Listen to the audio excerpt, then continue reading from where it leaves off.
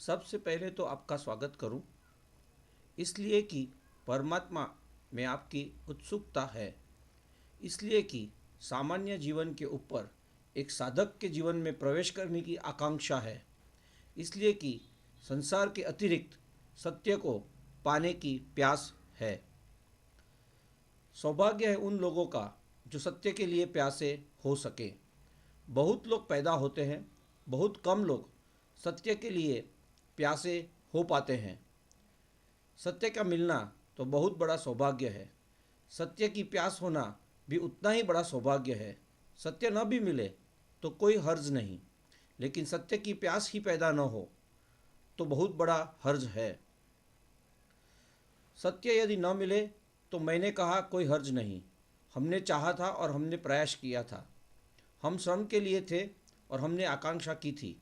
हमने संकल्प बांधा था और हमने जो हमसे बन सकता था वह किया था। और यदि सत्य न मिले तो कोई हर्ज नहीं, लेकिन सत्य की प्यास ही हमें पैदा ना हो तो जीवन बहुत दुर्भाग्य से भर जाता है। और मैं आपको यह भी कहूँ कि सत्य को पा लेना उतना महत्वपूर्ण नहीं है जितना सत्य के लिए ठीक अर्थों में प्यासे हो जाना है। वह भी एक आनंद है। जो शूद्र के लिए प्यासा होता है वह शूद्र को पाकर भी आनंद उपलब्ध नहीं करता, और जो विराट के लिए प्यासा होता है उस न भी पा सके तो भी आनंद से भर जाता है। कोई परमात्मा या कोई सत्य हमारे बाहर हमें उपलब्ध नहीं होगा। उसके बीज हमारे भीतर है और वे विकसित होंगे, लेकिन वे तभी विकसित होंगे जब प्यास की आग और प्यास की तपिश और प्यास की गर्मी हम पैदा कर सके। मैं जितनी श्रेष्ठ की आकांक्षा करता हूँ उतना ही मेरे मन के भीतर छिपे हुए वे बीज जो विराट और श्रेष्ठ बन सकते हैं वे कंपित होने लगते हैं और उनमें अंकुर आने की संभावना पैदा हो जाती है। जब कभी यह ख्याल भी पैदा हो कि शांति और सत्य को उपलब्ध करना है तो इस बात को स्मरण रखना कि आपके भीतर कोई बीज अंकुर होने को उत्सुक हो गया है। यह न समझे कि आप यहाँ इकट्ठे हो गए हैं तो जरूरी है कि आप प्यासे ही हो। आप यहाँ इकट्ठे हो सकते हैं मात्र एक दर्शक की भांति भी। आप यहाँ इकट्ठे हो सकते हैं एक मात्र सामान्य जिज्ञासा की भांति भी।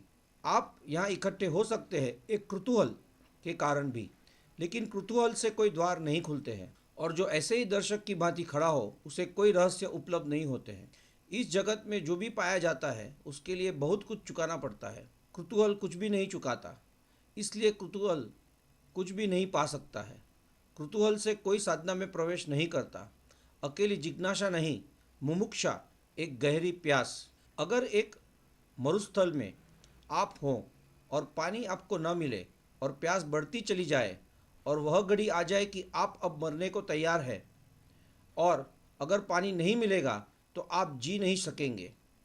अगर कोई उस वक्त आपको कहे कि हम यह पानी देते हैं, लेकिन पानी लेकर हम जान ले लेंगे आपकी, यानी जान के मूल्य पर हम पानी देते हैं, आप इसको भी लेने को राजी हो जाएंगे, क्योंकि मरना तो है।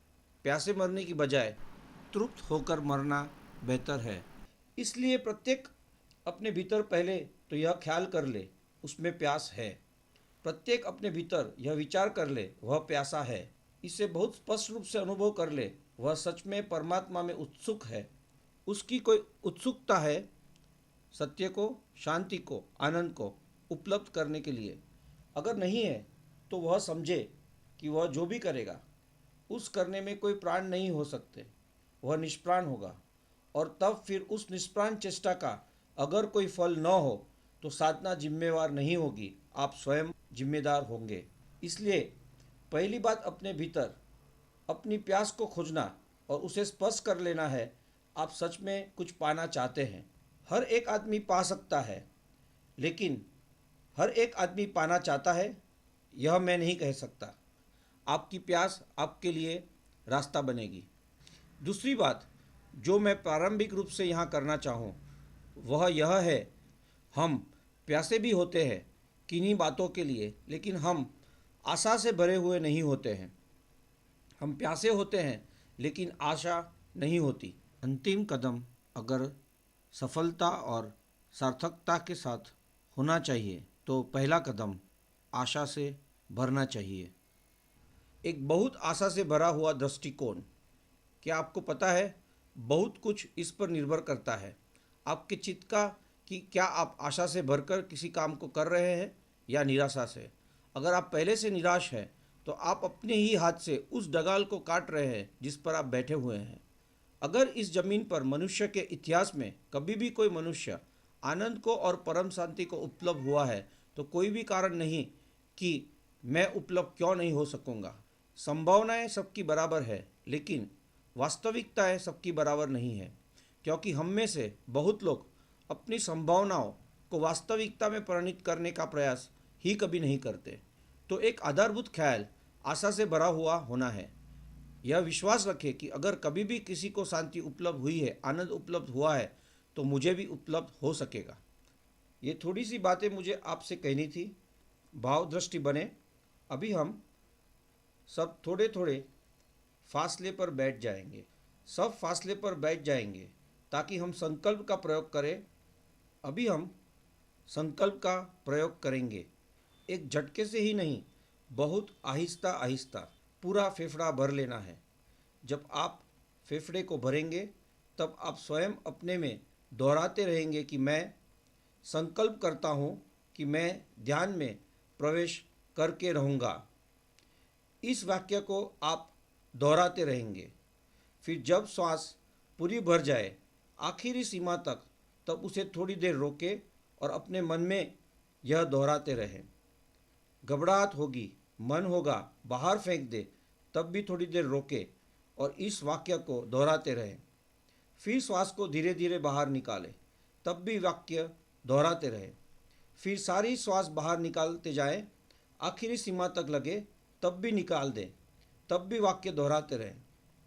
फिर अंदर जब खाली हो जाए, उस खालीपन को रोके, श्वास को अंदर न ले, फिर दोहराते रहे वाक्य अंतिम समय तक। फिर धीरे धीरे श्वास को अंदर ले।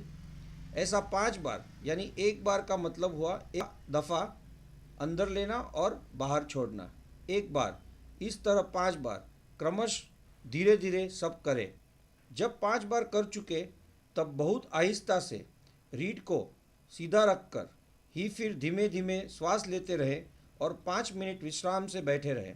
अब हम 5 बार अपना संकल्प करेंगे। मैं ध्यान में प्रवेश करके रहूँगा। मैं ध्यान में प्रवेश करके रहूँगा। मेरा संकल्प है कि ध्यान में प्रवेश होगा।